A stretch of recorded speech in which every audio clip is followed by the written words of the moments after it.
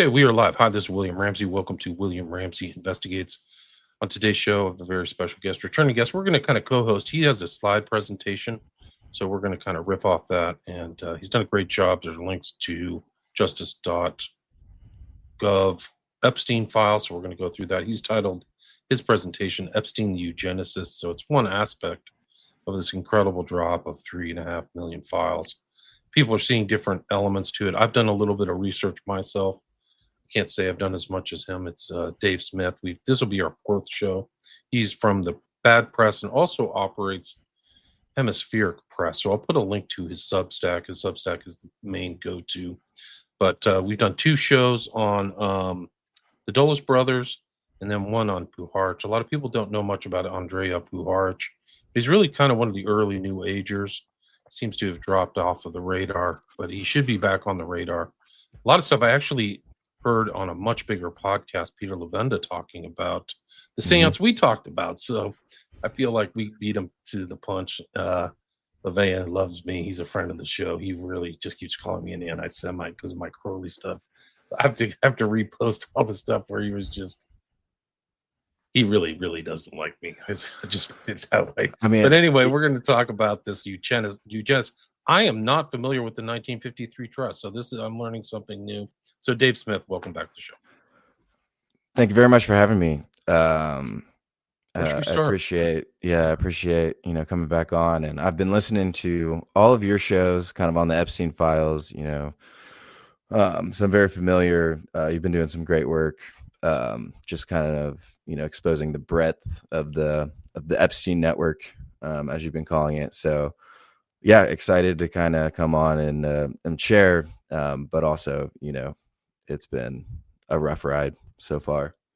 Yeah, there's a lot of different aspects, and some of the weirdest things are the things around that were kind of secret. Like he had this science group that he was really involved with, some of these kind of like these atheistic scientists and stuff like that. But you didn't see the kind of dark underbelly of all that stuff, and the files is what exposed it. Like a lot of them were on Joe Rogan. Like Joe Rogan's a nexus point of a lot of these guys, so it gets creepy. But tell me about the 1953 trust. I don't know anything about it actually.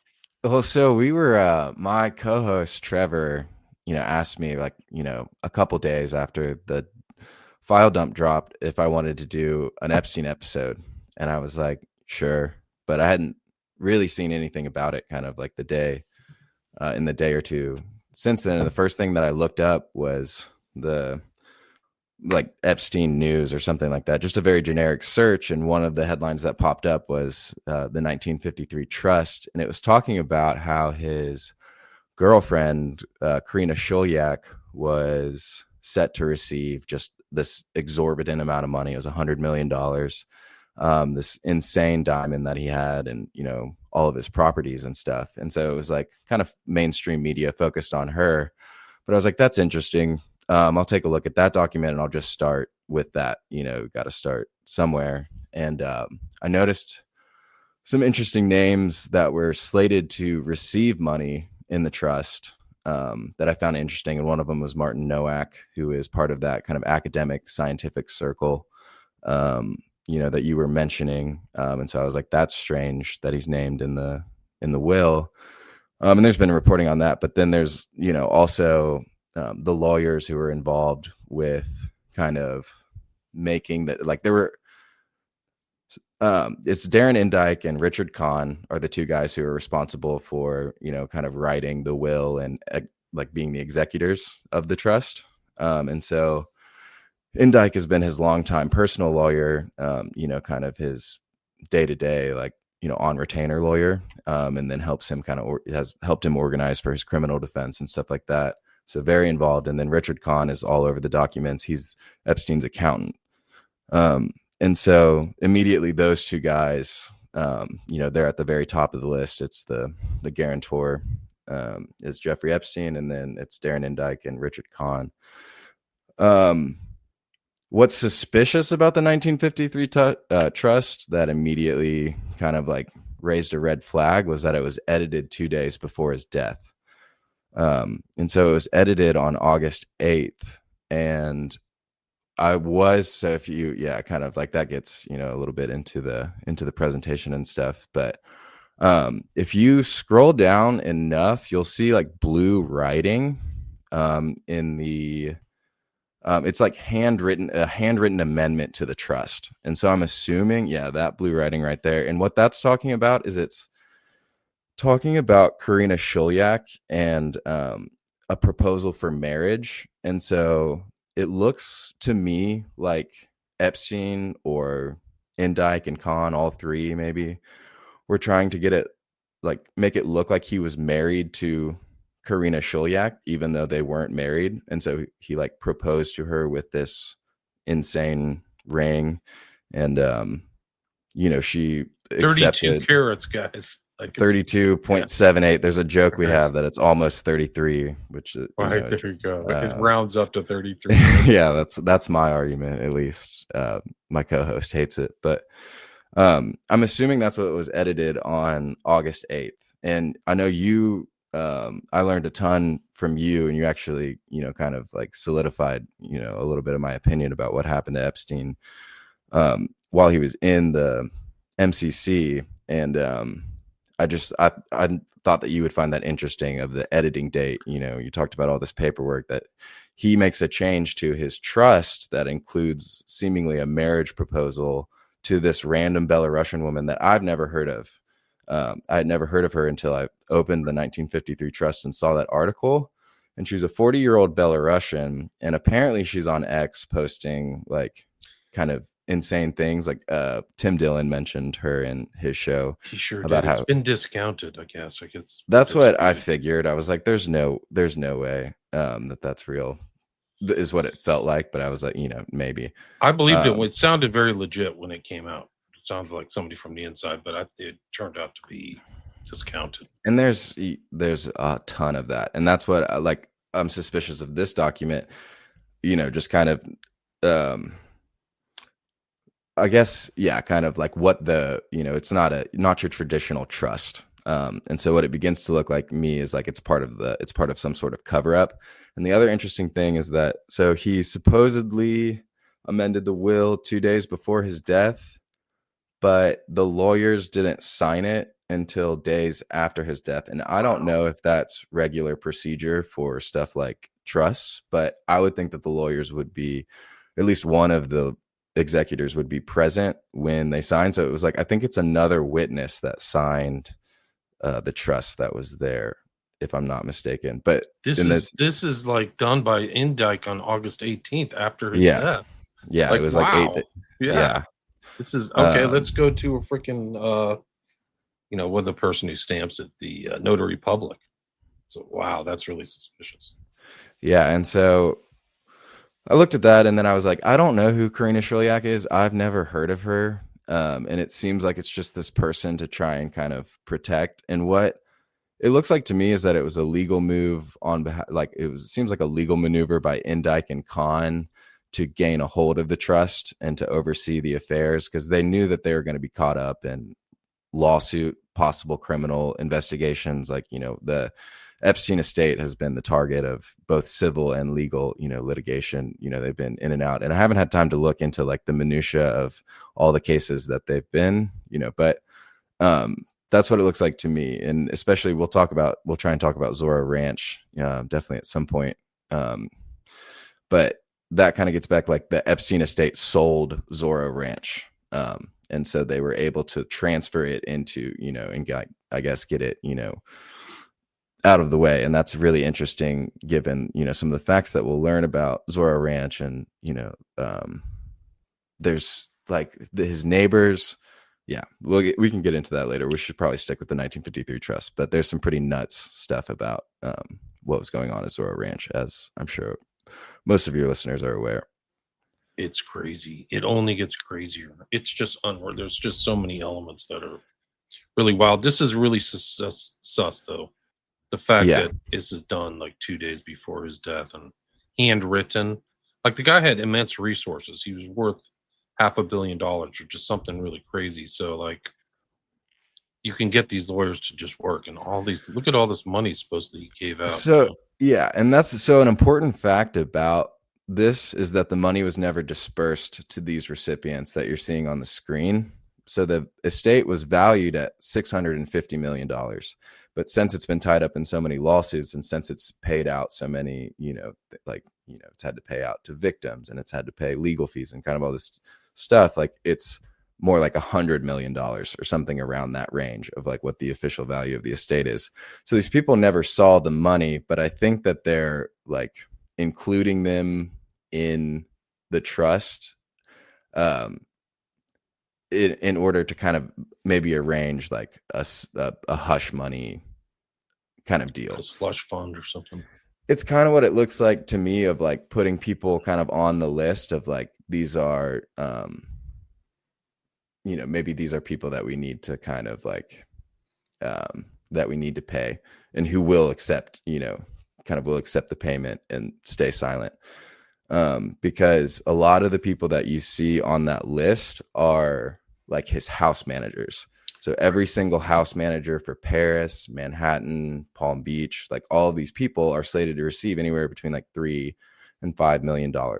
His pilots were, Vysotsky, I think is one of his names. He is slated to, I think, receive $10 million or something.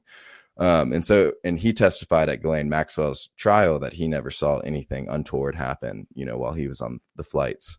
And so it seems like it's kind of like those people, like, it's not like, it's kind of another thing of like one of these black books, like where it's like, you got to take the names. It's like, it's not immediately obvious why all of them are on the list, but there's connections that obviously, if you start to search all of these people in the files, then you just get entry after entry. Anne Rodriguez. Yeah, sorry. She's in there all the time. And all the emails, like Rodriguez, Fontanilla, these are all common people just popping up on random stuff. Yeah. Yeah. And that's what I went through. Actually, I have a document. It's not in the presentation, but it goes through and it just gives like a really short description. But like a lot of those people, I'm like, yeah, if I were looking to like, make sure that someone stayed silent, like my house manager, then yeah, I would give them, a few $1 million, but I'm not 100%. That's just kind of like my take on it. But, on that list on the bottom, that's Martin Nowak. Sorry, I was moved away. Oh, sorry. Let me go back there. I'm just kind of scrolling. I can't remember. It's like on the is it this one? I think so. It's on that one, but Martin Nowak is on there.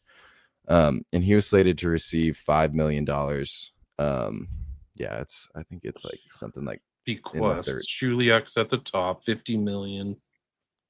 Kahn and Dyke you mentioned, and they got 75 million combined, but they also ran the trust, so they technically had control. Martin Nowak, there he is, right here.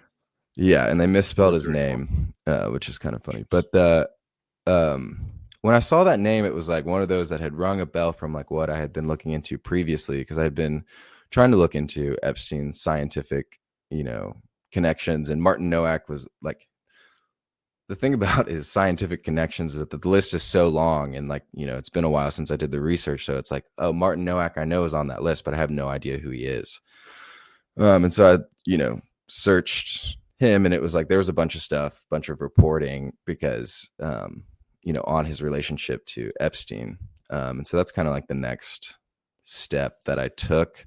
The rest of the trust, it just kind of was like a bunch of legal stuff. Shuliak was, I kind of think I mentioned this, but she was slated to receive all of the property. She never did. The trust maintained him.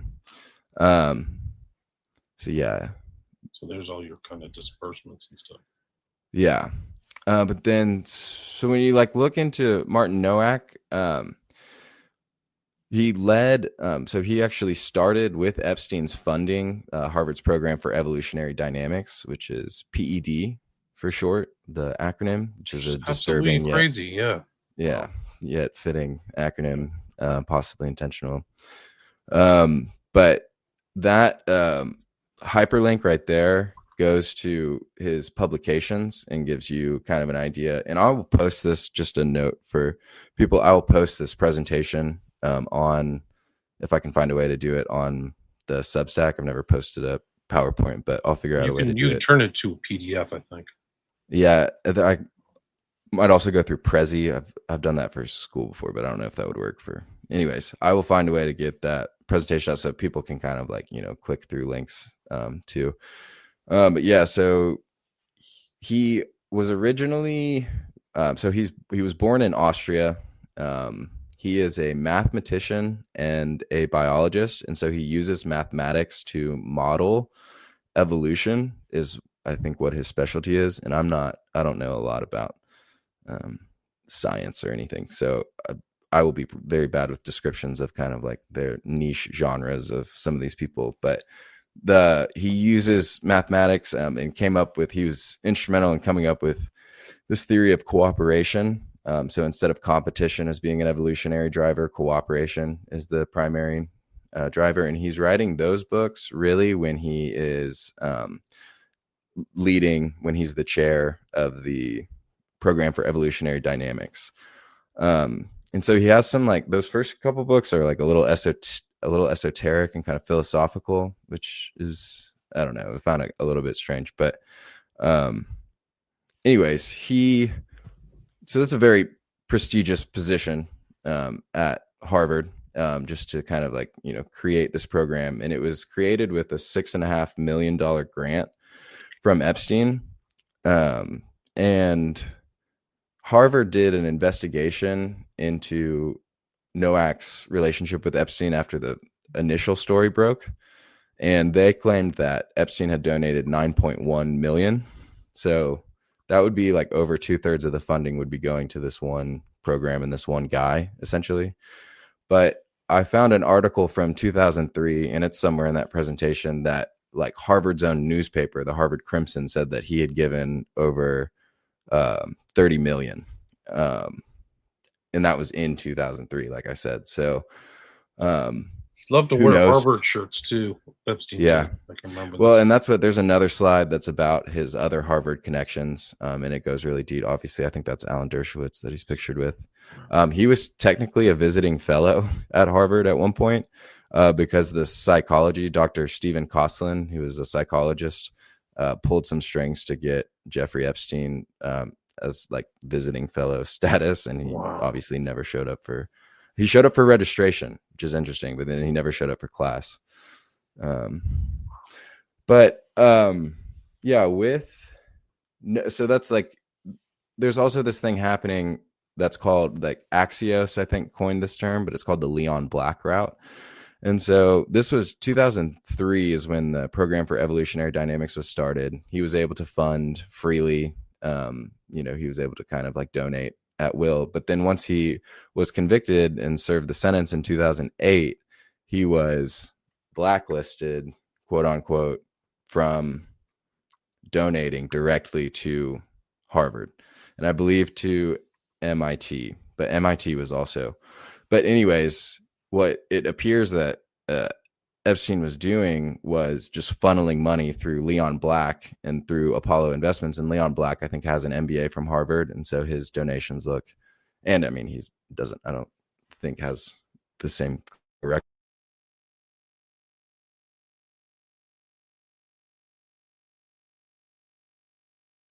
Just blinked out there. Kind of Leon Black's investment group is named in kind of this conduit for money. And so even after he's technically banned, he continues to fund the program for evolutionary dynamics and things like MIT Media Lab, which is right down the road from Harvard. It's in that's Cambridge. Joy Ito, right? He got in trouble too. And that's what, there's a little bit on him, but so he's establishing kind of like this, it's a home base for him. And in Harvard, if you go back to that presentation, there is, I think, so that's talking about the Leon Black donations, totaling 6 million. I've seen like bigger numbers, and that was from mainstream reporting. So I like to look at a lot of like mainstream sources just to see what you can find like in the public record and like what they'll kind of admit to through there. But the timing of this is really extraordinary, because today I just saw this thing from Epstein to Nowak. Like, it's incredible. But this is I don't know if this is in your presentation. but this is from a 2012. Yeah, Yeah. this is bizarre. Yeah. Do you want to read that? Or Yeah, talk so about, this is to Jeffrey Epstein from Martin Nowak on looks like November 12th, 2012. Jeffrey, I am back from Rome. I am in Vienna now. We'll be back in Boston on Wednesday. I met Svante Pabo from Leipzig. He sequences old bones. Got a complete Neanderthal genome. You would like him. He knows church. The two of them could build a Neanderthal. A little bit gets cut off by the comments, but Neanderthal person is what it says. a Neanderthal person. And then it's M, so he knows him like enough to just sign M. He shows up in like, I think it's over 8,000 files. So when you search NOAC, it's 8,000, and a lot of them are this kind of like some of this like spam email. But there's tons of stuff, and I think if you click to the next slide, this is we'll go into this, and then I've got more stuff on kind of his the actual files that he's in this recent dump. But this is from the Harvard investigation of 2019. This just shows you how close that Epstein was to NOAC and the PED. But the third area of focus from our investigation was Epstein's relationship with the Program for Evolutionary Dynamics. As noted above, Epstein initially funded the program in 2003 with a gift of $6.5 million. Epstein maintained a relationship with the director of the PED, Professor Martin Nowak, over the next 15 years, including after Epstein's release from prison. While we have not been able to determine the precise number of campus visits, we understand that Epstein visited the offices of PED in Harvard Square more than 40 times between 2010 and 2018. We did not find evidence that Epstein engaged with undergraduate students during these visits or during his time as a visiting fellow. Instead, Epstein used these visits principally as opportunities to speak with prominent faculty from the Cambridge area, many of them Harvard faculty.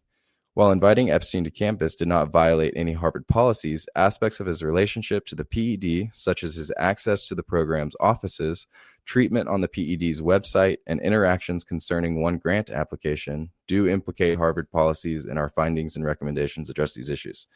So he visited, this is after 2008 and his arrest, after he's been convicted of child, solicitation of a child prostitute, whatever that's supposed to mean. Right, a felony. Yeah. So, and Harvard is aware of this because there's communications with their president, their current president, not Lawrence Summers, who we'll talk about a little bit, but the president at the time when he tried to donate in 2009 or 2010, the president was aware of his, and the lawyers were aware of, his conviction. So it's not like they were completely ignorant. They knew who he was, and they basically arranged a way for him to get money, kind of through Leon Black and stuff. But yeah, the next one I think is the the Bates numbers or whatever they're called. Okay. Bates next one, 7. Yeah. So yeah, I think I covered one of them up, but I can probably find it just by putting the hospitality word in there. Let's see if I can find the document. Yeah.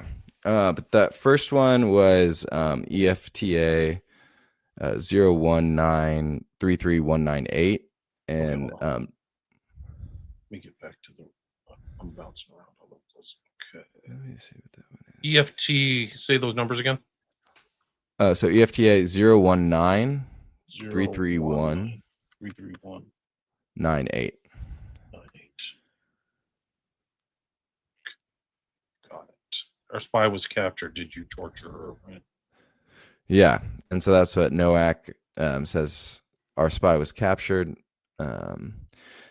And the full one, let me see here. It was. Did you right? So this is all over the internet. This stuff about torture, right?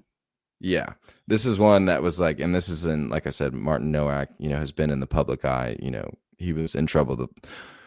He was in hot water the first time around. He seems to be in a lot more trouble now. The funny thing, it's actually the opposite of funny, but so for that statement that I just read from Harvard, he was sanctioned, and then the sanctions in 2021 is when he was sanctioned, and then the sanctions were lifted in 2023. And the sanctions were, extremely light. It was like they took him off of a couple classes or something. And he's still employed by Harvard. And so just keep that still there. We just checked, so he's still employed at this point. Yeah, keep that in mind. kind of as we kind of go through some of these. I'll go I to have the that next one. VFTA. Let's do that. The one that is this is the program for evolutionary dynamics, right? You want me to bring that up? There it is. That's Yes. the next slide, yeah. Yeah, they have and that was one where yeah, there's a bunch of interesting names. There's someone I put that on there too because there's I think in that one is maybe Karina Tarnita is mentioned, but yeah, I was looking at there was one. This one has also been flying around. I think that Tim Dillon read this one, and I don't know if I don't think I put the Bates number in it, but it's from Martin Nowak to Ghislaine Maxwell, This one, and right? it says, Sorry. yeah, no, you're good. Sorry, I have it over here. Dear Ghislaine, many thanks again for your amazing hospitality. I'm so very sorry I caused you so much worry and that I spoiled this day. I am so happy that I did not kill anybody. My perspective of life has changed somehow. Lots of love, Martin. And that was sent on August 25th, 2002. So this was even before, the program for evolutionary dynamics was started. He was involved at Princeton too at that point. So that's, you kind of see glimpses into the abyss.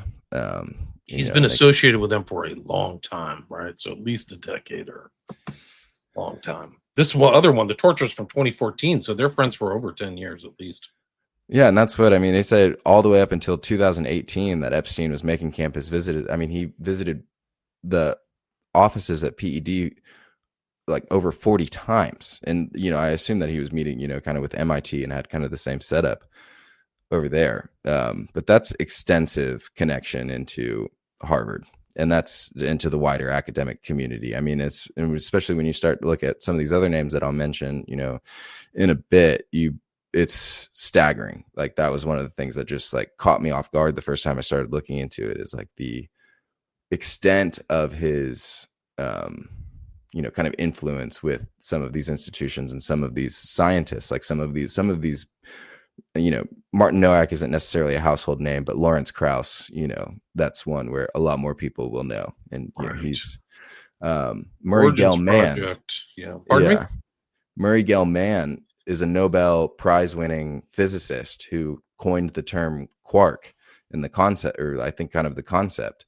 And he co-founded the Santa Fe Institute, and Zorro Ranch is right by the Santa Fe Institute. So we'll get into that in a little bit, but that's a Nobel Prize winner. And that's decades of connection with him too. And we'll get into why he was so interested in Santa Fe. But yeah, so that's kind of... Yeah. These guys are involved in Epstein's foundation when the foundation was running. I don't really know how long the foundation was running, but I pulled this off of one of Epstein's old sites, and he was organizing a doomsday conference in 2012, and it included Minsky, who was basically referenced in 2001: A Space Odyssey, and then you see Martin Nowak here, Nowak, and then Krauss, and then Gregory Benford, who I don't know who that is, but they're all in this doomsday conference. It's really something else.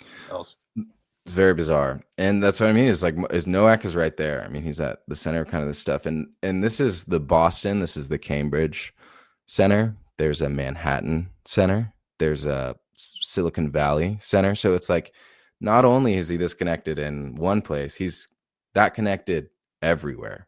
And when you talked about the Edge Foundation, and you've talked about John Brockman, and you've talked about how all of the big tech gets caught up with Epstein through that network. And that was both New York. I think it was, I'm not sure where in New York, but it was New York, and then it was Silicon Valley, and Bezos was there. Sergey Brin was there. The CEO of Microsoft, whoever Bill Gates' right-hand man, was there. Elon Musk. Nathan Myhrvold was his name. Yeah. Musk too. A lot of them. 23andMe, which is the genetics. Whoever, I don't know all these people's names. Nowitzki. Yeah. Her sister was the head of YouTube. She passed away, but this other sister was involved in 23andMe and married to Sergey Brin. That's one point, if I remember. Yeah, so that's what I don't have a lot of that kind of thing. That's a whole other show. But it's just the point of like, we kind of try and hone in on a couple of these people, but to scale back out and like understand the context of it too, it's important. Agreed. I mean, it's really something else. These NOAC stuff, PDFs and all that. Yeah, the spy was captured. What do you think they're talking about? And yeah, I mean, impossible to say. So, and this I don't know. I mean, maybe it'll shed light on it. But the next person that we're going to talk about is someone who's also associated with the PED, and her name is. So yeah, there's more, kind of a little bit more on the Martin Nowak emails. It talks about the Templeton Foundation and how that was kind of another conduit for Epstein's funding, and he had connections to this guy named Barnaby Marsh. So just a few more names that kind of pop up in that. Yeah, so this is the next one, and she also shows up, extensively, throughout the files. And so her name is Karina Tarnita, and she was one of Nowak's proteges at Harvard. And so she was in the graduate program and the PhD program, in program for evolutionary dynamics, and Martin Nowak was her advisor. And so she shows up on all sorts of papers with Martin Nowak. She shows up in all sorts of kind of research. She is Romanian by birth, and she is currently a professor of ecology and evolutionary biology at Princeton. And like I said, Nowak was her advisor. And so that first document, the Bates number is right there, but I have it on the screen. There it is right there. Yeah. She emails Jeffrey Epstein, and she says, this is on April 9th, 2009. So this is very soon after he was being released from prison. This is like, kind of in the, some of the similar windows. So there's contact like right after that's happening. And obviously Nowak knew Epstein, through that experience, and is continuing to associate with him. So he's like trying to get him reconnected and stuff. But Karina Tarnita says, "Hi, Jeffrey. Who do you want me to give the wire transfer info to?" And he replies to her, "Rich and my office," which is Richard Kahn, who I mentioned in the 1953 trust, is Epstein's personal accountant. And so she goes on to send the information. There's a larger, it's like what you were saying about duplicates and how things have been kind of stripped. When you put that email into context, she then sends the wire transfer. Yeah, it's actually that next EFTA number. EFTA, right? So it's 02412712719. Yeah, sorry, this picture's got a little messed up, so I'll have to fix that. There it is right there. Move that. Gotcha.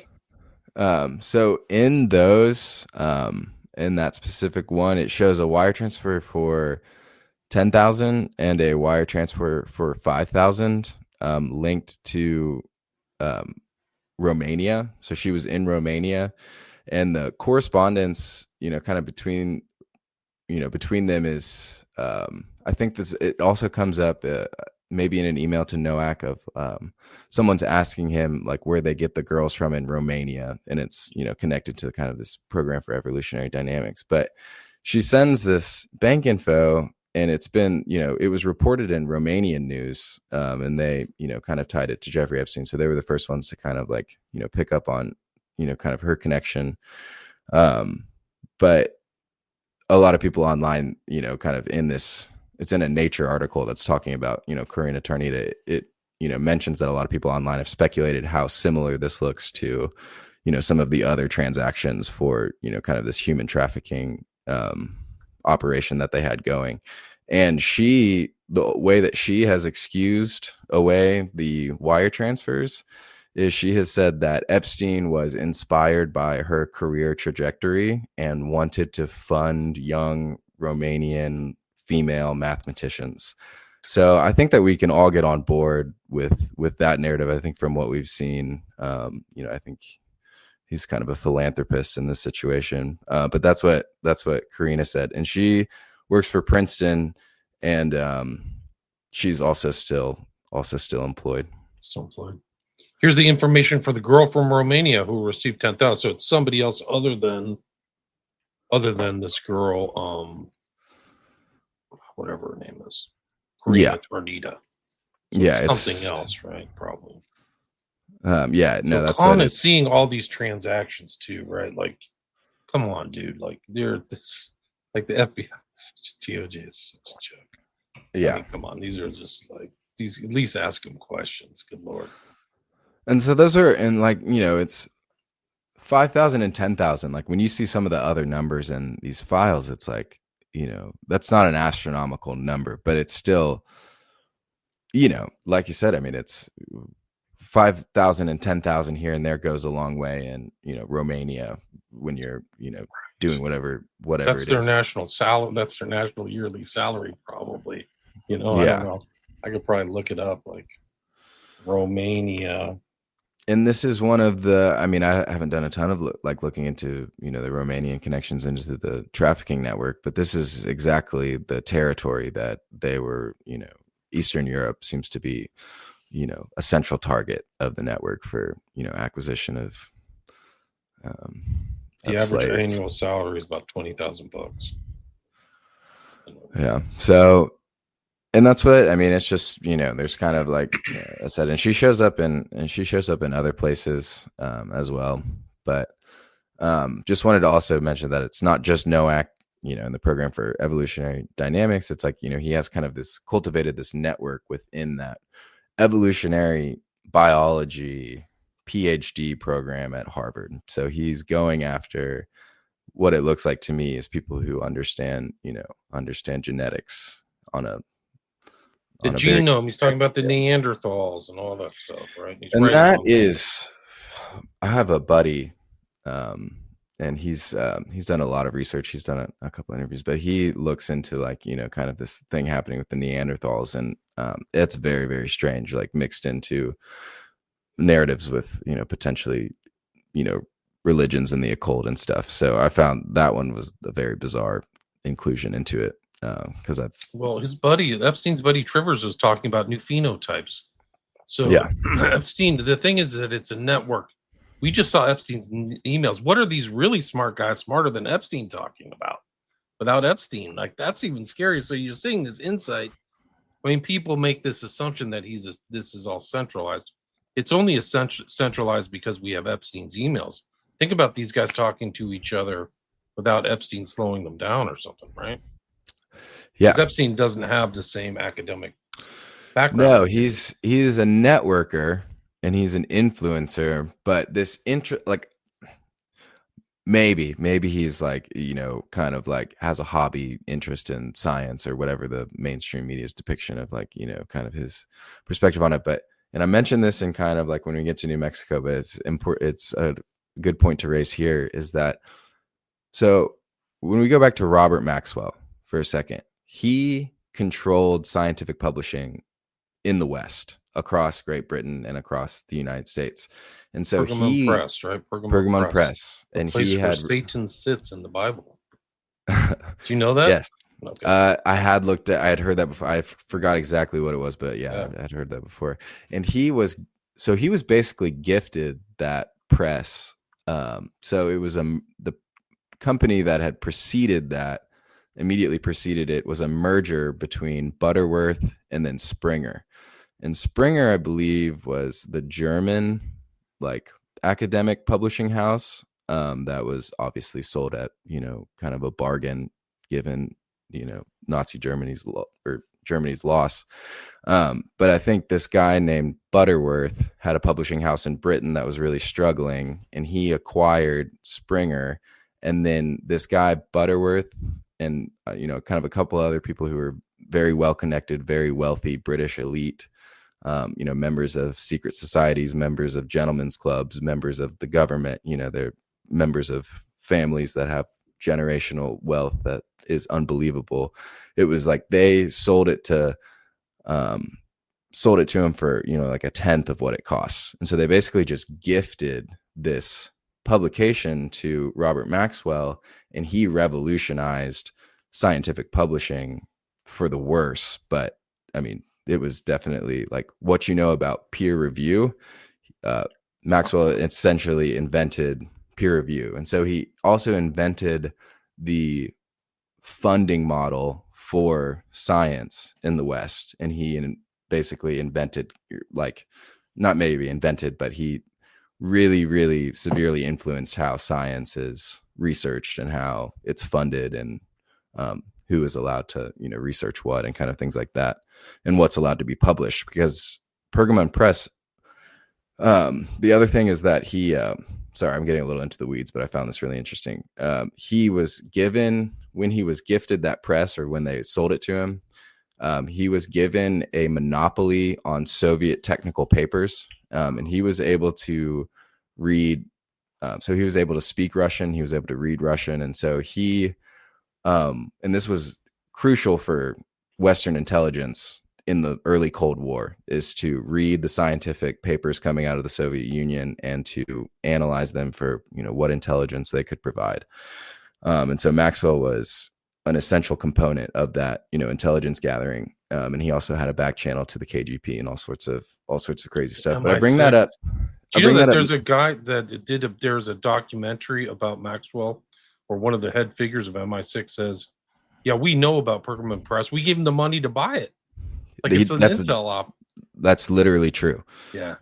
That's what, and again, I think I mentioned him every show, but Steven Snyder is just someone who I've been reading for a long time. But that book is where he is the one where I'm getting that information from. I got to get Snyder back on my show. I've talked to him 3 or 4 times. Guy's a great researcher. We'll if we can get to it. I have an article from his that's about the New Mexico connection, and that's where some of the crazier things I've learned about. And it seems I respect him a lot, so I trust a lot of his research. But trust but verify, I guess. I've read like 3 of his books, so I'm very familiar with his stuff. I have digital copies. So anyway, but that's what I just wanted to mention, that stuff about Maxwell, because it's in it. It'll show up later too. But he had a stranglehold on this community, and then Epstein just picks it right back up where so this is a community that really, there are maybe like some new people, but this is Robert Maxwell's network that he's cultivated, so he's throughout the academic institutions. He picked up the baton and was doing the same thing as Maxwell. Yes. Yes. And I think he had he was not nearly as, Maxwell made it a long, long time before he ever got burned for what he was doing. And when he got burned, he got burned, but he pulled off some of the craziest stunts I've ever heard of in terms of international spy networking. I have some of it, the Promise scandal and selling the install software to the Department of Energy to siphon out nuclear secrets. He started the tech company that sold them the software, and he was in the room when they sold it. And that story is like a little software backdoor. Yeah. A little software backdoor. Yeah. And that's it's kind of its own thing. And like I said, it's getting a little bit ahead, but it's all part of the spy network that these guys are spying. They're getting the information is money. So they're trying to get, this information out about anything. Really, and that's science, what, everything. Yeah, I've been trying to make the point on kind of bad press, but it's a transnational circle, and it's crosses religions. It crosses really any boundaries that society has. There's, alliances and stuff like that, but it crosses through Great Britain. It crosses through Israel. It crosses through the CIA in the United States. It crosses through with other networks, throughout Europe. It connects with networks, in Southeast Asia. It connects with it's one of these things where, I think a lot of focus gets paid on, and for good reason. I think a lot of attention should be paid to different kind of national and different religious interests that are involved. But with this, Maxwell is a perfect, is kind of a perfect example of how a lot of these labels that we give are very, very fluid. And he operated in a very, it's almost like they're just trying to evade sovereignty of any sort. They're trying to work around international boundaries. They're trying to work around national boundaries. They're trying to do, and it's in support of, whatever their mission is. And they're usually allied on that. Right. So Maxwell was much like Epstein. So they're moving around jurisdictions all the time. Yeah, And and Epstein, that point of like him picking up the network is that's definitely what it appears, and he was doing something, but it was like he was also he's just not as good of a spy he or wasn't. whatever he Maxwell was. was way too smart. He was much smarter than Ghislaine may have been. yeah. No, that's the it appears that in the Maxwell family, a lot of people don't look at the rest of the Maxwell family, but Isabel, I think Isabel or Isabella is her name. She was very involved in like this tech conversation and like the tech community in the 90s and the early 2000s, and was making all sorts of money doing that, connected to Bill Gates and stuff. I think Whitney Webb, I think she has some stuff on that. But There's then one there's connected to Santa Fe Institute, right? yeah.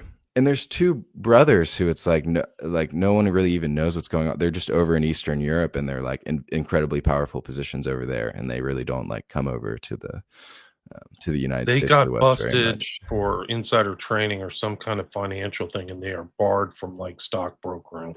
So like Got it. they had to go start new careers somewhere else. Is my understanding. Got it. Yeah, I Financial had not. skullduggery. Who would have thought? You know, Yeah. But those that's Nowak pictures. right there on the far right, right, with Mhm. the sport coat and the white shirt. Yes, and I think he's in Vienna, his place of birth, when that picture is taken. And then the other one is Karina Tarnita, and one of those shirt sleeves in that picture is Martin Nowak, which I found quite fitting So as that like striped shirt right there. yeah. She's There's a with white him. one, Yeah. yeah, but it shows literally kind of how close they were at the PED.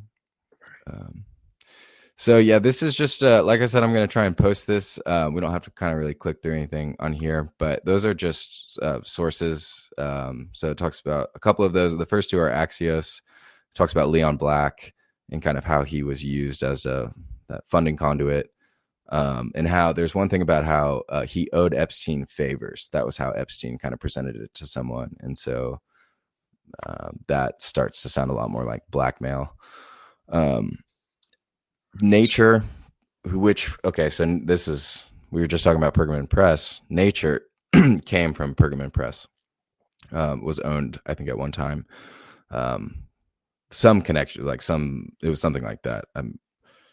But they published, I just found it interesting because they published, kind of a newer article about Epstein files and reveal deeper ties. And that was the one where I found the Romanian reporting, and it's all in Romanian. I didn't translate it, so I didn't read it. But if you're interested in translating that, you can go see what the Romanians have to say about that Princeton professor. Yeah, that next one, like I said, Harvard's own newspaper said he donated 30 million, which is 3 times more than the number that Harvard gave in that 2019 press release that I read. And then Daily Princetonian article on Karina Tarnita.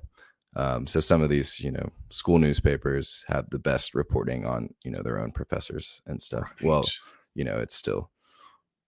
She's now a professor of Princeton. ecology and evolutionary biology at Princeton. So she's gone upward and onward. There's a recent that article you quote is like from 2 weeks ago. Let's see if I can bring it up. This is her right here. So people are they're digging through all this stuff. Mm-hmm. Yeah, I found that article useful. I found it pretty good. So yeah, that has kind of, I think maybe some links to the emails too that I kind of mentioned her in. What's interesting is who got their careers going? Who did they all benefit from the Epstein network? You don't know. Who's making up fake academic credentials or whatever, you just don't know. Yeah, that's a good point. And yeah, I mean it's all over the place like we've been talking about. So yeah, I think the next slide gets into other Harvard connections, which I think are just worth briefly mentioning.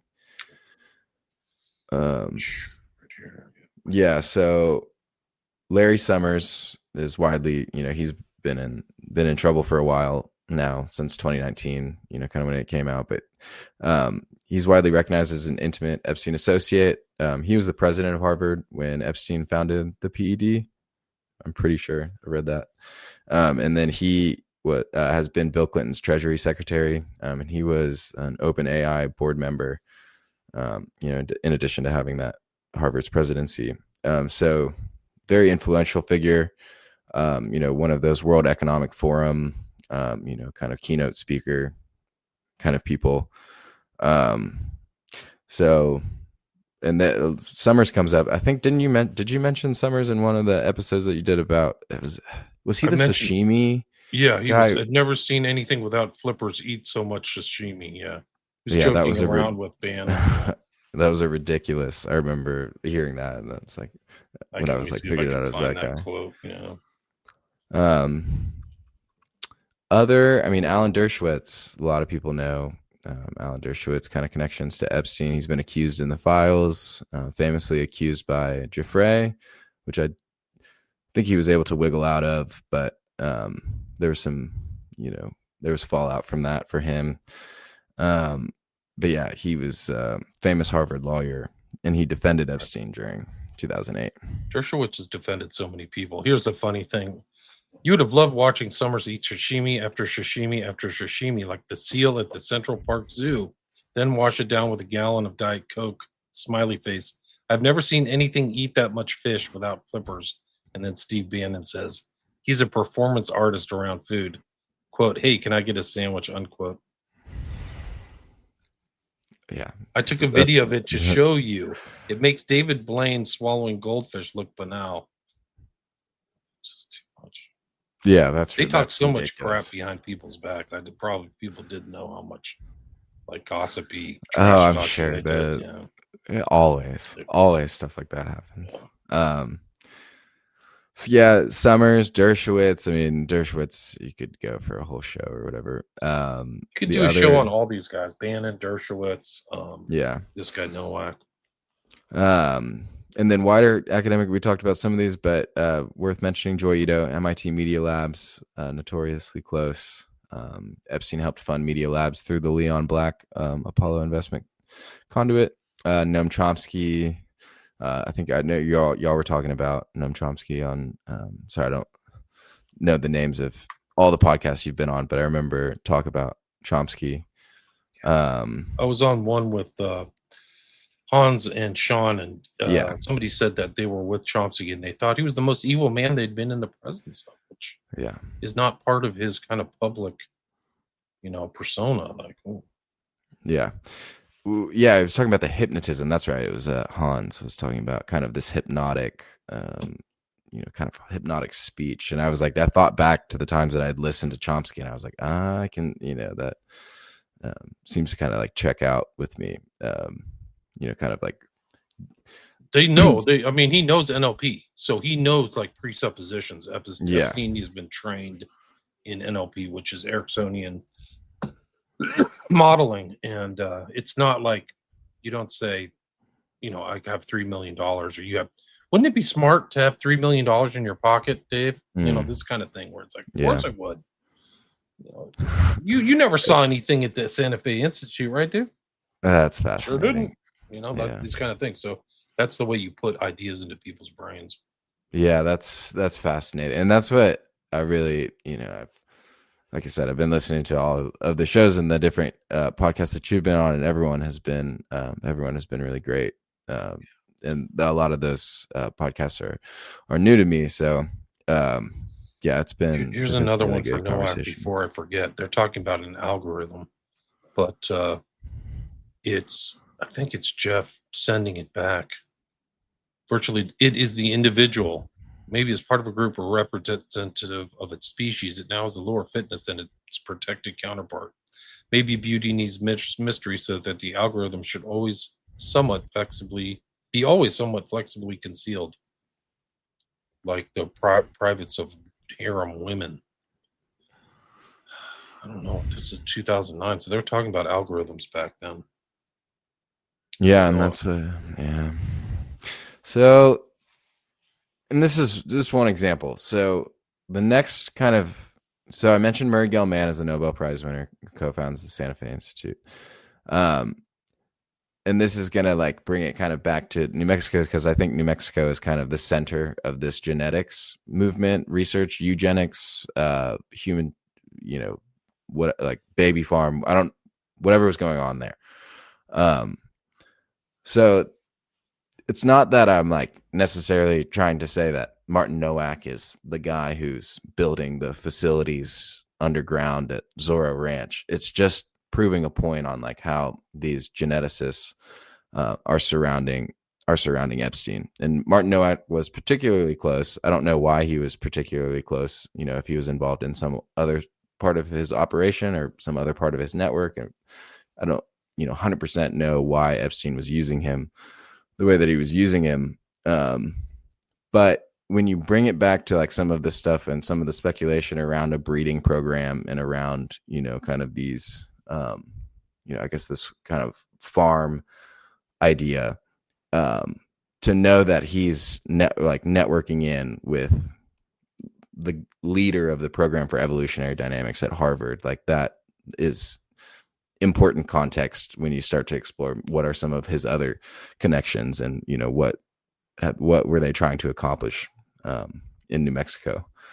And so this is this is a recent article from I forget the name, it's the Santa Fe newspaper, but it leads with the quote: "In Jeffrey Epstein's telling, he came to Santa Fe for the scientists." And so Epstein is very open about his interest in recruitment and scientists.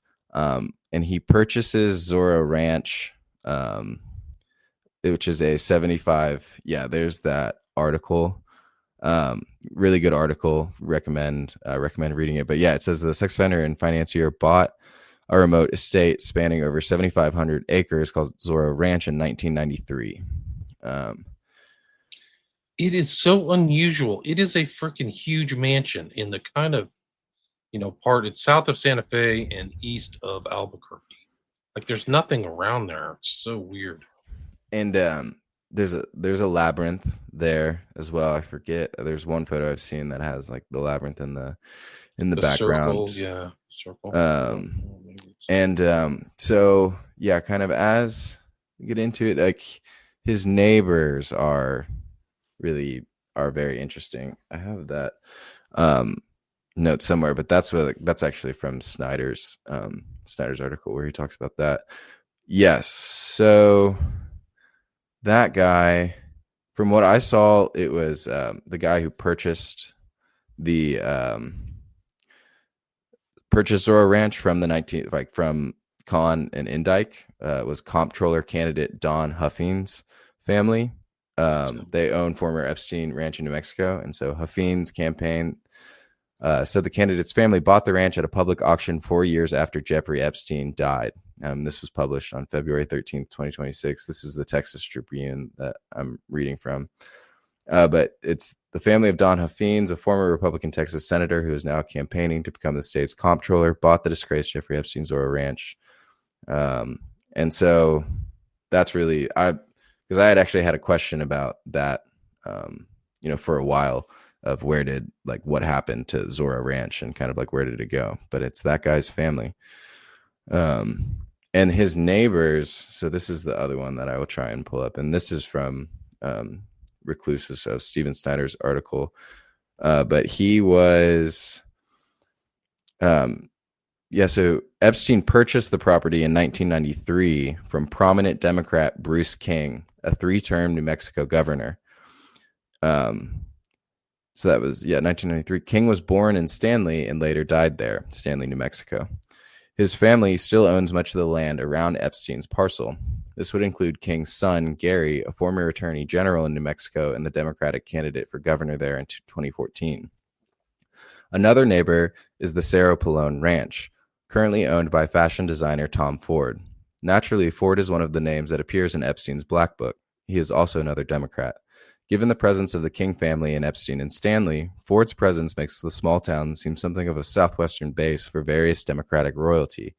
No doubt Cerro Pelon provided a further pipeline to Hollywood as well. Here's the really interesting part. Bizarrely, the state of New Mexico itself owns a considerable chunk of land right in the middle of Epstein's parcel. Nothing is present on this tract save for a structure built into the ground at the southern end. This brings to mind the long-standing allegations that New Mexico is one location for a series of massive underground bases spread across these United States and beyond. The New Mexico local is often referred to a Dulce base and is supposedly located underneath the Archuleta Mesa, the Colorado-New Mexico border.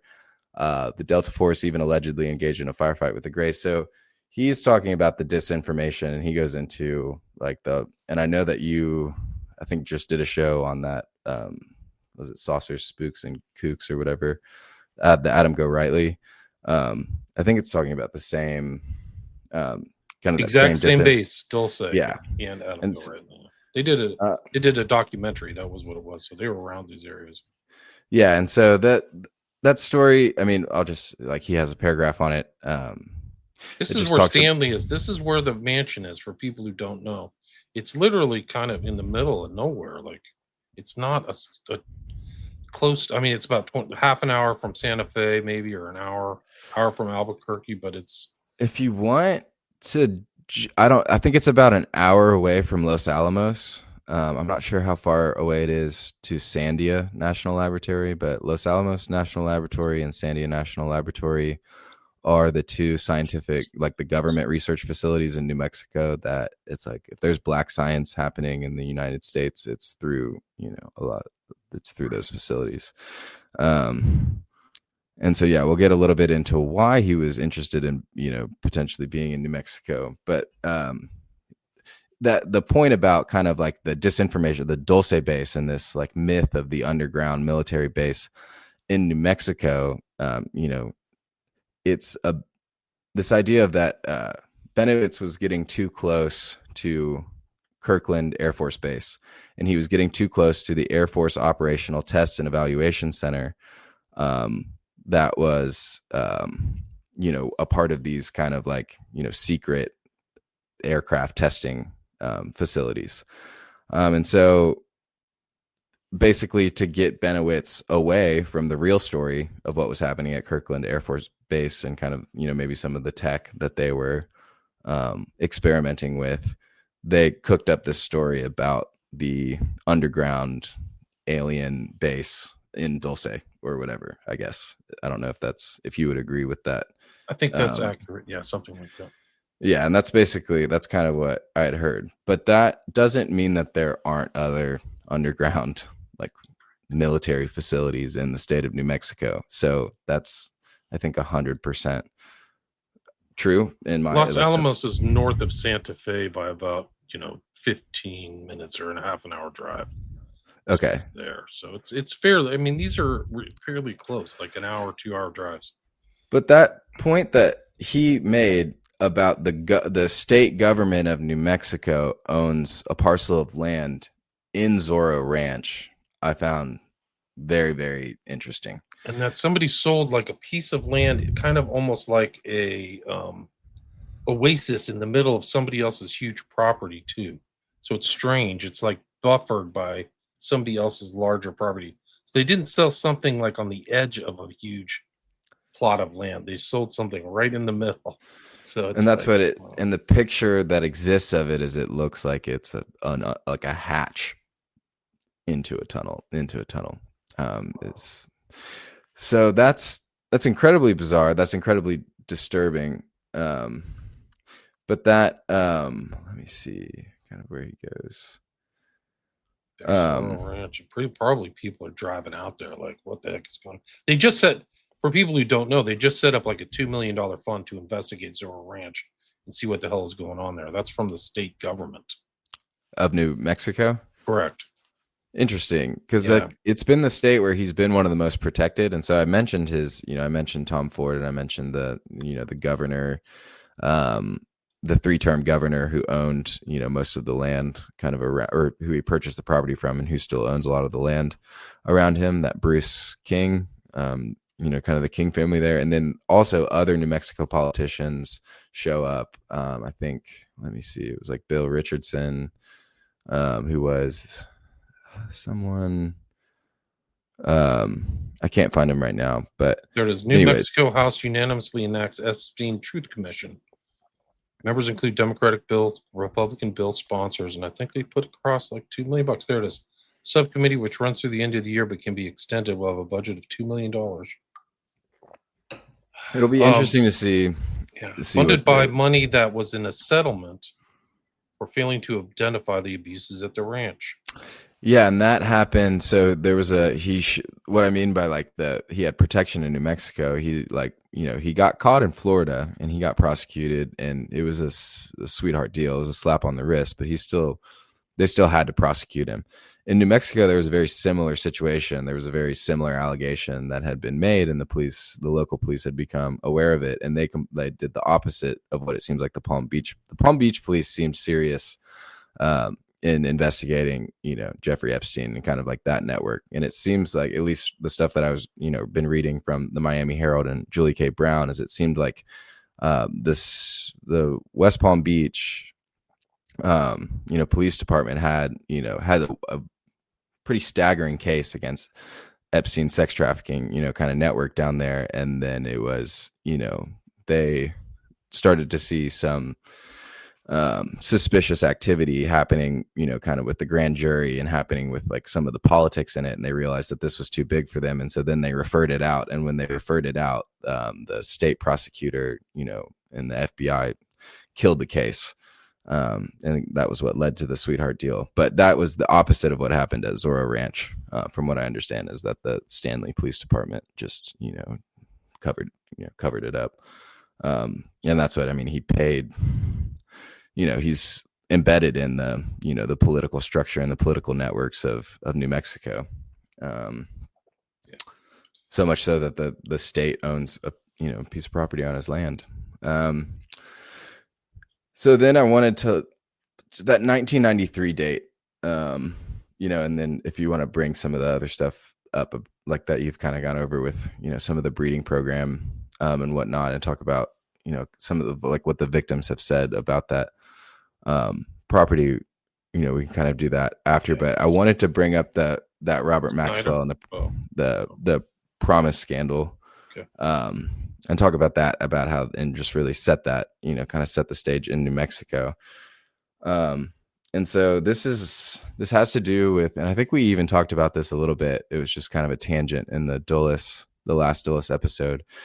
We talked about Israel's nuclear program in the 80s and how kind of involved Robert Maxwell had been in the Israeli nuclear program. And so the promise scandal that we mentioned earlier in this episode, so the story is that there's this guy and he creates the software for the Justice Department. And, I know a lot of people may have heard the promise story, but if you haven't, this guy creates this software, and this is before the internet. This is before AI. This is before kind of all of this, kind of this boom of tech happens in the 90s.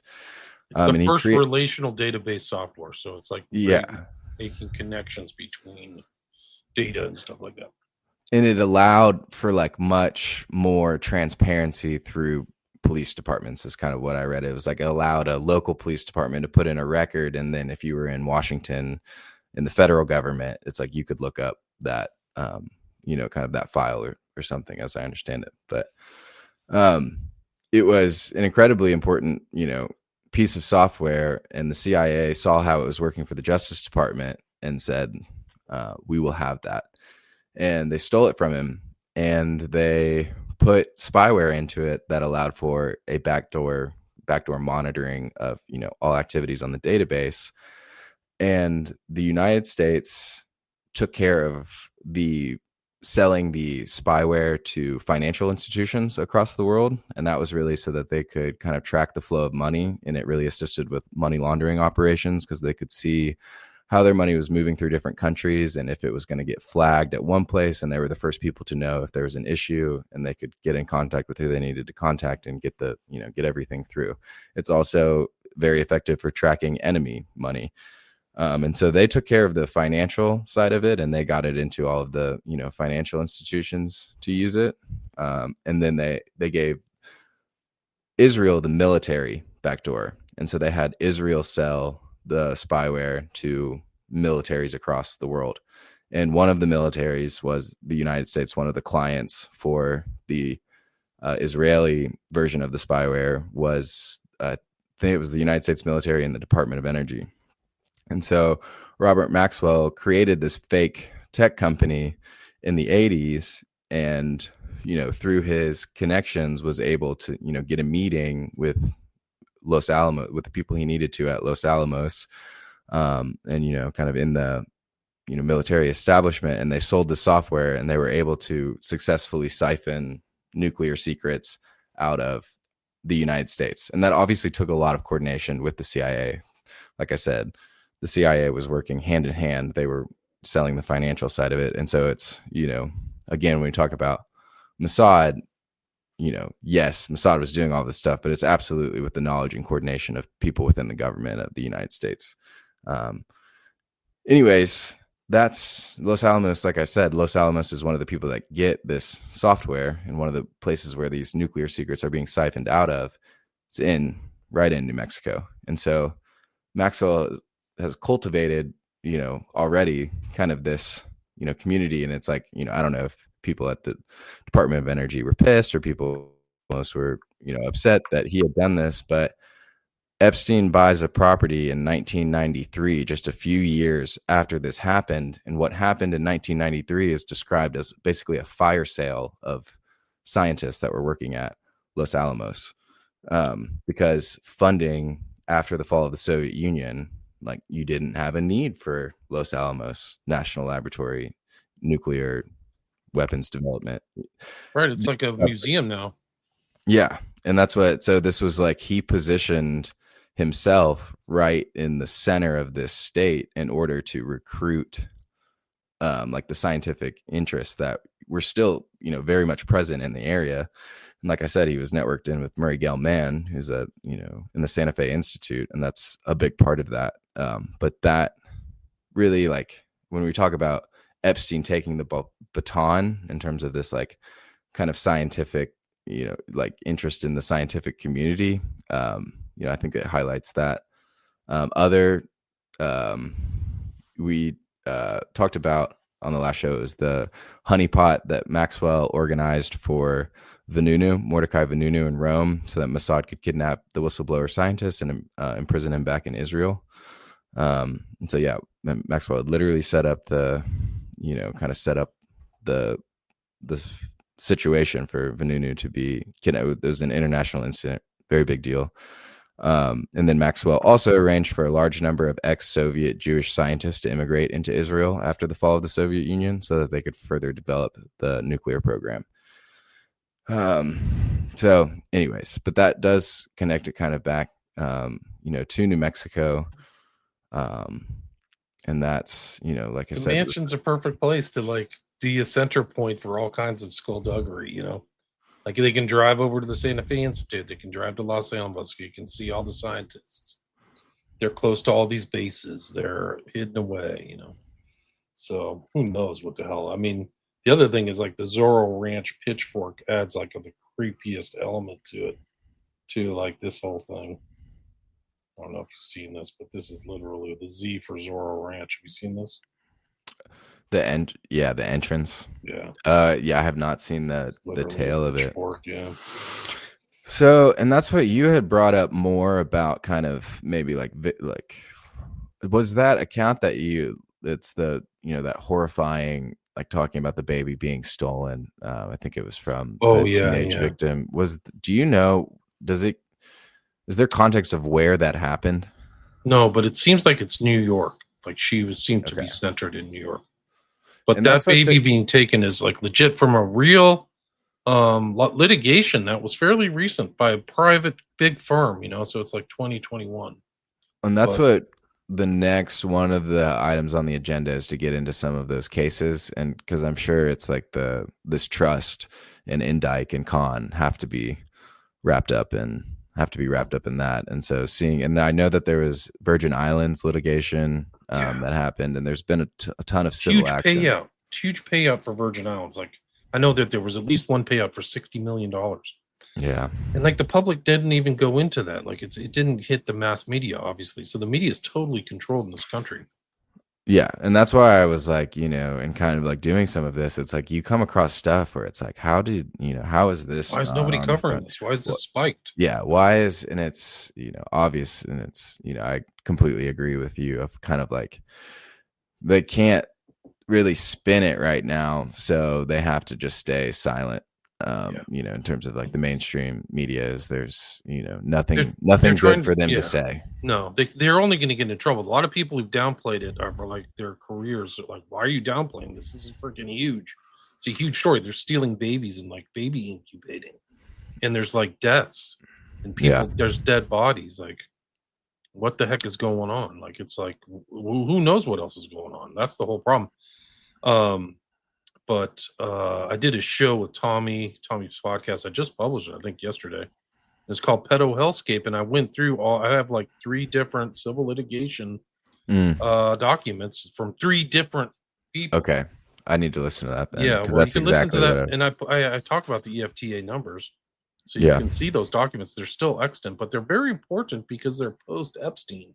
Yeah. So they're post 2019, and it's really creepy because Dershowitz is like they're sending stuff to Dershowitz saying this is the worst example of sexual abuse that I've ever heard, and I want you to respond. And then he's in public saying, I didn't do anything.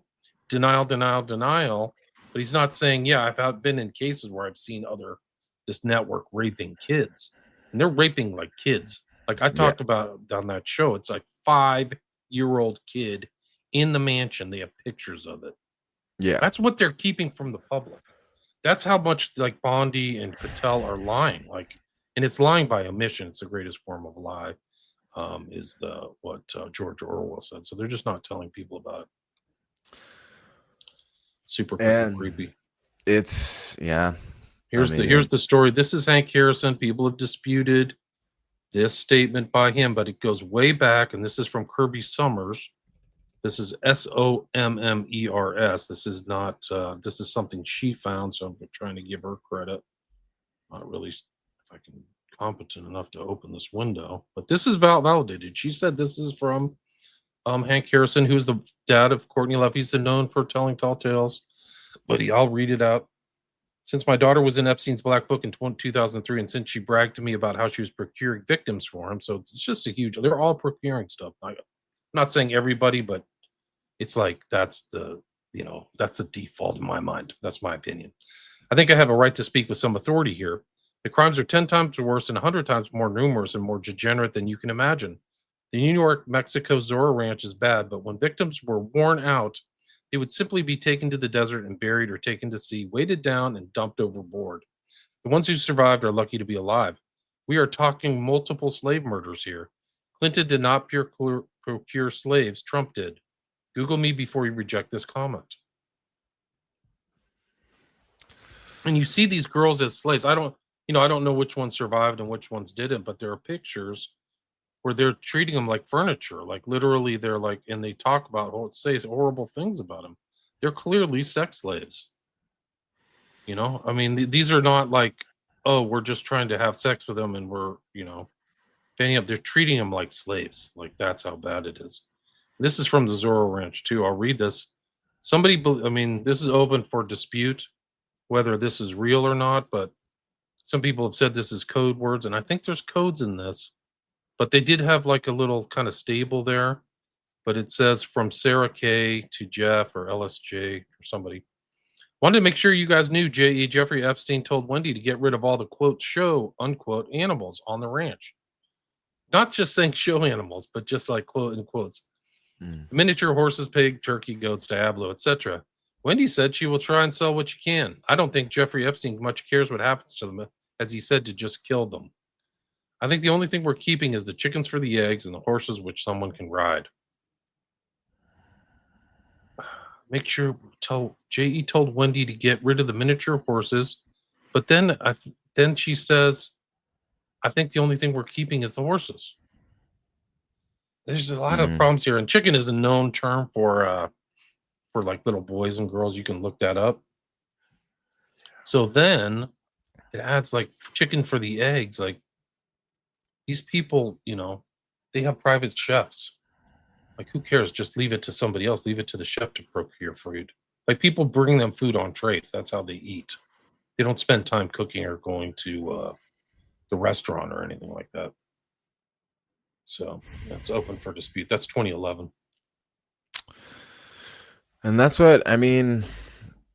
It's getting into, and then I think when you like that kind of maybe one of the next steps is like looking about into this infusion of tech, and looking about at the intersection of this network focused on tech and this network focused on evolutionary biology. And I think when you begin to intersect those two and begin to understand kind of what maybe his Epstein's philosophy is, or the Epstein network, some of the Epstein network's philosophy is, and when you engage with some of those concepts of like transhumanism and kind of, some of that other stuff, I think, to understand maybe like about some, like what some of these programs were. I mean, there's a New York Times article that was written back in 2019, and I don't pay for the New York Times, so I can't read it right now, but the headline is Jeffrey Epstein hoped to seed human race with his DNA. And this was a pretty like, this has made the rounds, a ton of times since 2019. But back then it was like the New York Times was kind of publishing this stuff about how he wanted to start a breeding program and he wanted to impregnate 20 women at a time, and that he had this whole operation kind of going at Zora Ranch that was connected in with whatever he was doing. And maybe that was at the time when they were talking about, it was like, a 16-year-old girl or 17-year-old, girl, like that was the kind of, victim, typical victim.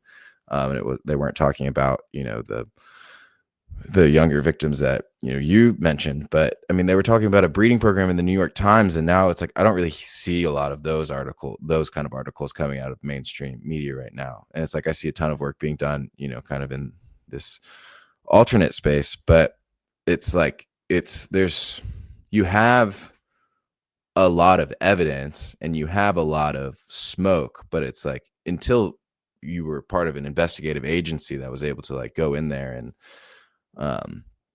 really kind of like it's going to be tough to like kind of find exactly like, I guess, the smoking gun.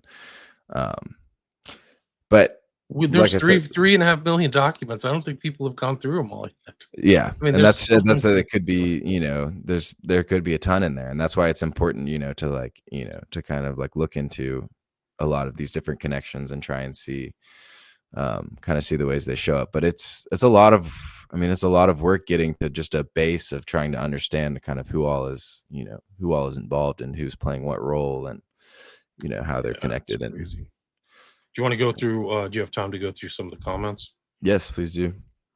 Maestro, great timing.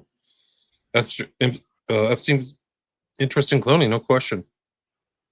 I look at the published scientific works of these freaks. Yeah, they're really crazy. A lot of the stuff that came out, they're talking about new genomes, like this guy Trivers. Mm-hmm. I did a show on Trivers and his ideas. Let's see, emails brother giving him financial advice. Yeah. Or genius, he was a plonker. Yeah, that's what I said. I know it heard the term plonker before, but yeah, he gets, it was like 10 million in the will and the trust. No work on game theory. That was kind of a hot topic at one point, or still is, really. Just game theory is a hot topic around academics, things like that. Fascinating stuff. When Ghislaine Maxwell has to keep a person's morals in check, they must be a psycho. Probably, yeah. How to bring on the doomsday? Yeah. So he was talking about Erica Kirk is connected to Romania, allegedly. That's my understanding. Does Erica Kirk and any or Elias's show up in the files? Not to my knowledge. She's close though. She's one state over. She's in Arizona. So, let's see. Working on somebody's behalf, I think so. Looks to me like JE was supplying those eugenicists with human lab specimens, possibly. I don't know. We are speaking about Robert Maxwell. Yes, the pension funds from his neighbor. Yeah, it's newspaper. Apparently, he stole 400 million pounds in pension funds. Yeah, and then I think you went, and this was right around the time that he got burned. We talked about him getting burned by Ari Ben Minash. And so that happened, and then it started to come out that he had stolen that money, and I think he asked Israel, he's like, I need some help here. I need the money. And their answer was no. So yeah, I think he threatened him. He tried to pull some like rank or something on him, and they were like, "Oh, guess it's time for you to take a big swim, walk the plank, or whatever." He did not slip off the boat while taking a wee as much as Epstein did in Dinosaur. Totally agree. I don't think these guys were I can do. I'll just do a whole show on why Epstein did not make it out of that jail. Dave Rockefeller's main guy, maybe. I know that I think he got into the Trilateral Commission because of David Rockefeller. Yes. And Rockefeller's in the Black Book, and the Rockefellers' involvement in these kinds of networks goes back decades. Really interesting thing. But that whole, it's the kind of like the idea of it's not the Trilateral Commission, but it's the Council on Foreign Relations. And Jeffrey Epstein was a member of the Council on Foreign Relations. And I wanted to mention that because that network comes out of, it actually connects into the Astor's estate at Cliveden. And so the British wing of the Astor family, it was like the cousin I think it was the cousin of John Jacob Astor IV. They went over to Britain, started the Astor clan there, and that had Cliveden, and the Pilgrim, like the Pilgrim Society would meet there, which evolved into the Round Table Group, which evolved into the Council on Foreign Relations. And so this was a network that all of these kind of like Anglo-American, people like the Rockefellers would have been, kind of involved with, this group and stuff like that. So yeah, those people go way back. Hey, Hill Doggy, welcome. One of my long time listeners from back before the censorship, the 4 years of censorship that I had. Such a joke. Actually, the censorship did me right because I put everything into podcasts, and now my podcast took.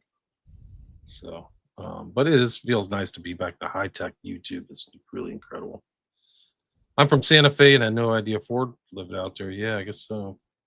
Jose Zorro Ranch plus has vents coming from underground. I believe it. It's a huge freaking thing. Marfa, Texas is very kind of south. It's Marfa.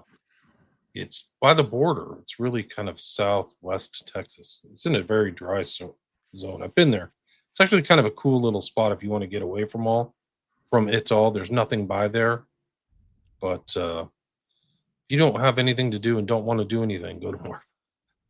I mean, it's a one pony town, is like they say. There's not much there. A couple of restaurants. Let's see. Tom Ford lived close to Hackman. Yeah, a lot of celebrities like Santa Fe. They really like it. So Santa Fe is a really cool city. If people get a chance, go check it out. Albuquerque's not that great. It's also super cheap in New Mexico. Probably one of the cheapest states. Like I live in California where everything's expensive. Yes, Richardson was an Epstein regular client. Virginia Giuffre said she was trafficked to him. So, and so these are like it's just like Lutnick said. Epstein was the greatest blackmailer ever. So it makes sense that he's blackmailing people with political power or, oversaw legal systems, law enforcement to stay safe. Then he could pull his shit whenever he wanted to. Pegasus. Yeah, Isabella Frank Molina. That's right. That's the connection to Santa Fe and to Jack Parsons. It's unbelievable. Yeah, I was on Grimerica Outlawed, and Graham was telling me about that, and that's true. That's bananas. It is bananas. There is no doubt about it. Epstein is dead. I would say, in my opinion, Epstein 99% dead. Those AI pictures are not him. And one of the weird things is they took so many pictures of his dead body. That's what's consistent in a lot of these assassinations is not proof of life, but proof the dude is dead. Did you see that Bill Barr had showed up in a document that was claiming that he had been an abuser? Yes. Yeah. That also there's two guys who were in the MCC, and they're both mobsters, and they're like, "Oh yeah, Epstein was killed." They're telling you because they know Bill Barr was lying about it. Like, why are you lying about it? Because it's an operation. There was an operation to get him. He was Epstein was supposed to die on July 23rd. He was supposed to be dead right away, and that Tartiglione, I think, was supposed to kill him. It didn't happen because I think what happened in the 23rd is that Epstein was drugged and then strangled, but they couldn't tell they didn't get the death thing. And so it was kind of botched. And so the next time they really did.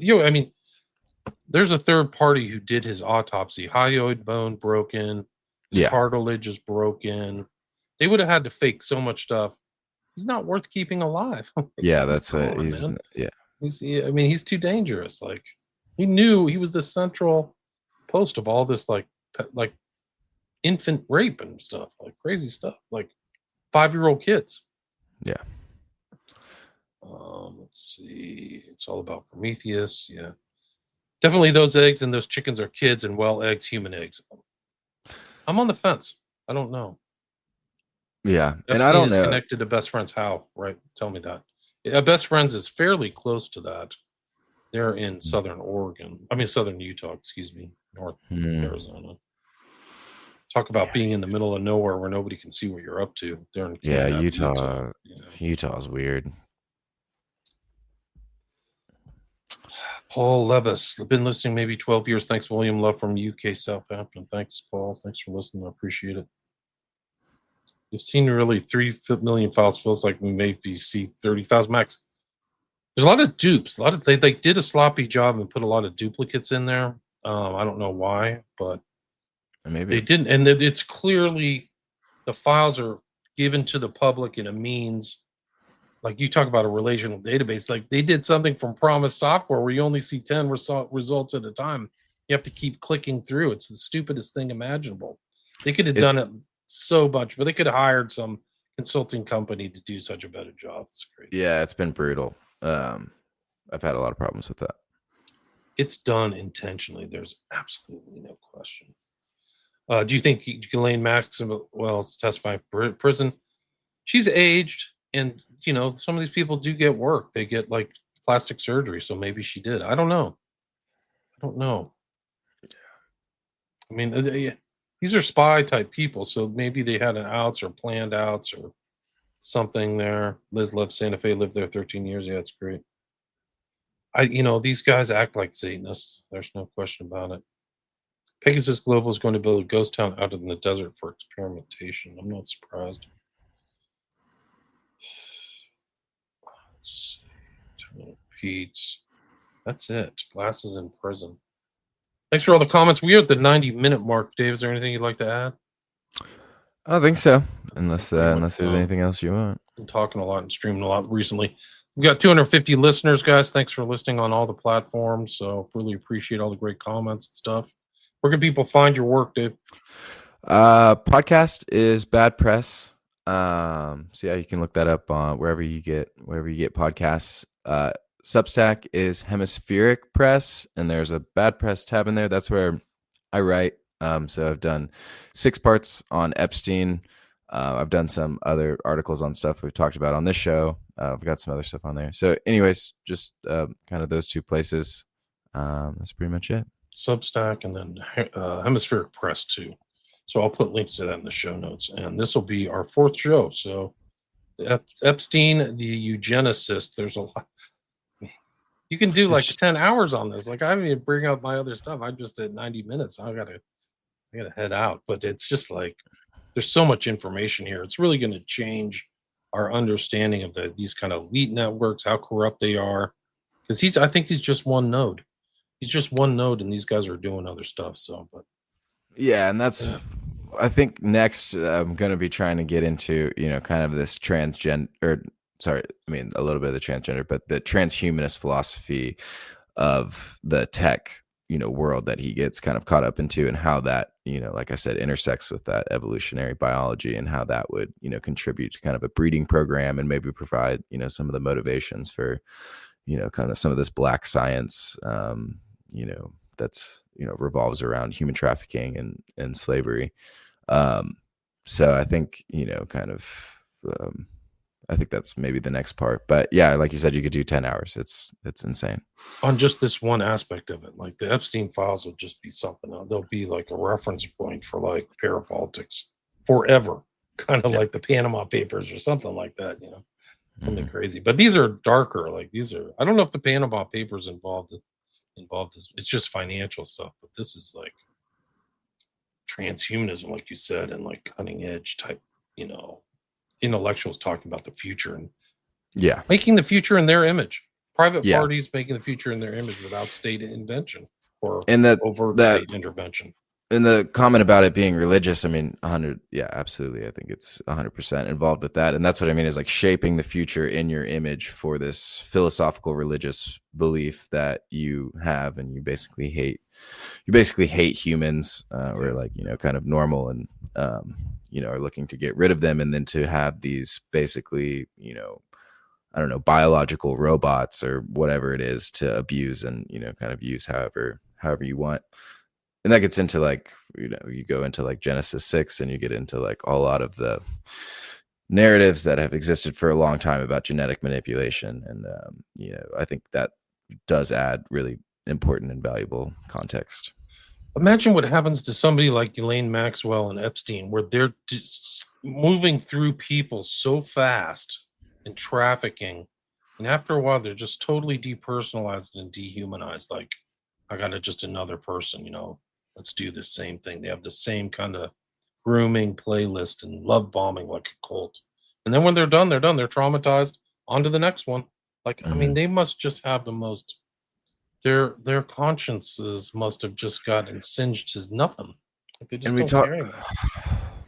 and I know we talked about like the labyrinth, and on that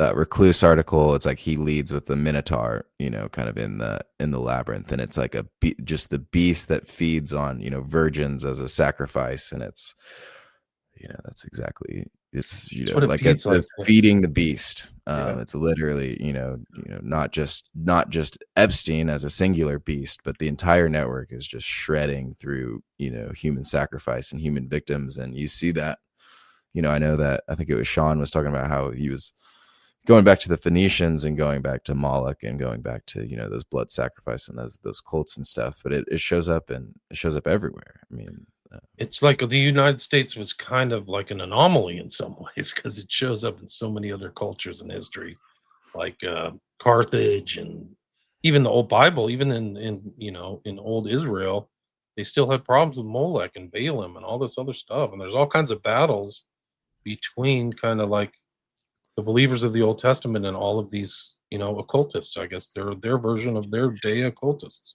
and yeah, I mean, that is extremely relevant to what's going on. The Old Testament, and talking about Judaism and the state of Israel, and kind of, There's still like what's weird happening. things going on. Like there's Satanism in modern day Israel too. Like some of That's these what I rabbis. mean. Yeah. Yeah, it's there. I mean, that's what's crazy about It's crazy really about the crazy. Bible, is that it's there. And then It's a history of it, right? Yeah. mm, All right, Dave. Till next time. Thanks a lot. Really appreciate it. absolutely. Everybody, thanks a lot for all the great comments and being here. Really appreciate it. Peace. Thank you so much. I have a good night. Yeah.